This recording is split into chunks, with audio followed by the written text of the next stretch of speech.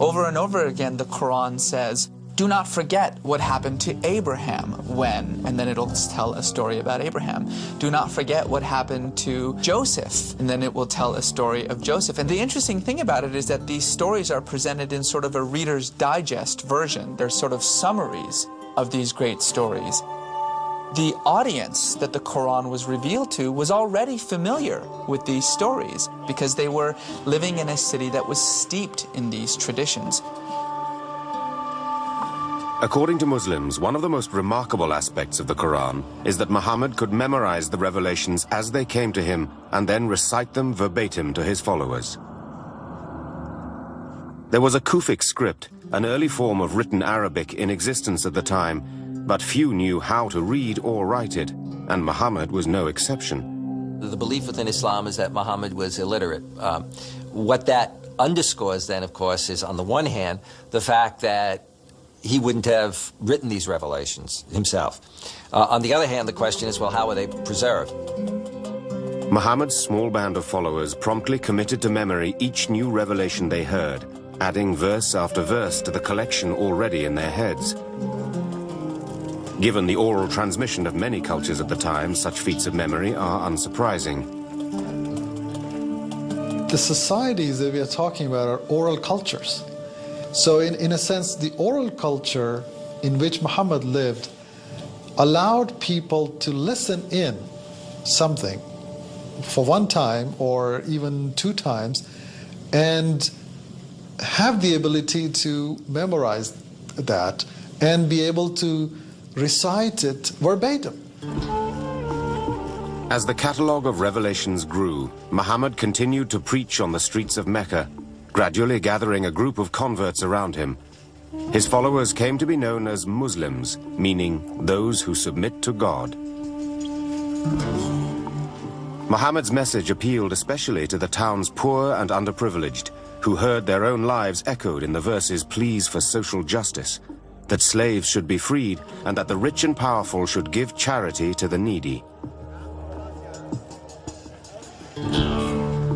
Some converts to the Quran were entranced by the sheer beauty of the language of the work itself, which they saw as so perfect it had to be the work of God. When Muslims are asked, well, all right, what proof have you got that this is a divine revelation? Muslims will answer, and they have answered this over 1,000 years, the proof is the Quran itself. That is the miracle, that an illiterate man in the middle of nowhere suddenly produces this magnificent, powerful document. But some men were distinctly unimpressed by Muhammad. His provocative statements, which refused to recognize the divinity of the idols housed in the Kaaba, infuriated the ruling Quraysh tribe and threatened its position of power. And if you needed nothing to stand between you and this God, then there's no reason for the idols. And if there's no reason for the idols, then there's no reason for the Kaaba. And if there's no reason for the Kaaba, then there's no reason for Mecca's ascendancy as this social and economic capital of the Arabian Peninsula. So the conflict that the Quraysh had with Muhammad and these revelations was not a theological conflict. It was an economic conflict. It was a political conflict. The Quraysh and the majority of Meccans showed scant tolerance for the several dozen followers of Muhammad. The Muslims were persecuted. Some were beaten in the streets, others were tortured. For 9 years, the new believers endured the abuse, never wavering from their conviction that there was no God but God.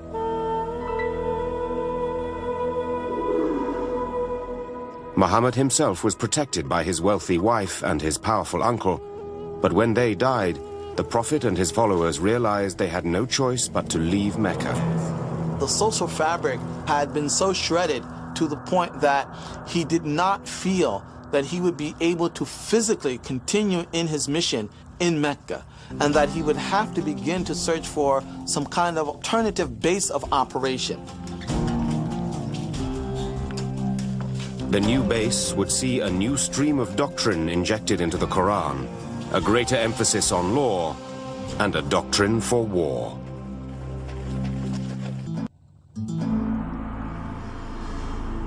For 12 years, beginning in 610 AD, the Prophet Muhammad received God's revelation from the angel Gabriel, and he preached it to the inhabitants of Mecca. But life for Muhammad's growing group of disciples became increasingly dangerous there. The city elders rejected the Muslim advocacy of its belief in one God, viciously persecuted the adherents of monotheism, and put a price on the Prophet's head. But then, in the year 622, Muhammad's fortunes turned around. A group of people from a neighboring oasis came to Mecca looking for someone to arbitrate a dispute they were having. Muhammad, as a prophet, was considered to be an ideal person for this job. And eventually they agreed to take in not only Muhammad and his family, but also a whole group of these Muslims. Gradually, clandestinely, the small Muslim community made its way 250 miles north to Yathrib, a city which, from that point on, would be called Medina, the city of the Prophet. The new location brought a new position for Muhammad. Whereas at one point he was a prophet, merely the conduit of God's words flowing through him, in Medina, he becomes a leader. His community of Muslims is part of that leadership, but also he is understood to have then an authority over the entire oasis of Medina. In Medina, the Prophet continued to offer revelations to his followers, but the nature of these verses was noticeably different. According to Muslim historians, they began to reflect Muhammad's status as a leader and added a new element to the overall canon, transforming it into a practical guide to creating and administering society. The verses are basically about a society that needs regulation. And therefore, the most striking thing about the Medinan period is the laws, or practically all of the legislation that the Qur'an includes comes from the Medinan period. The revelations traditionally associated with the Medina period laid the foundations of Islamic law.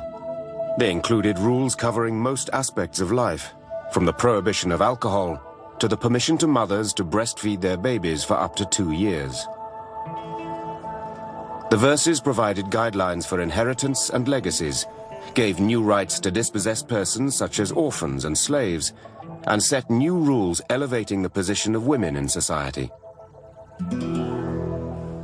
But the meaning of some of these laws was not always clear, and many are still debated to this day. A prime example is whether or not the Qur'an allows polygamy. Marry those women who are lawful for you, up to 2, 3, or 4. But if you fear you cannot be equitable, then only one. Chapter 4, verse 3. At first glance, the verse seems straightforward enough, but Islamic scholars point out that it can be interpreted in different ways. Some say this means you can have 4 wives. Some say it only means you can have one because you can never treat more than one person equally with another person. Some say that it refers only to a very specific situation when there were a lot of orphaned girls available, and the implication was, well, you got to take care of these orphans.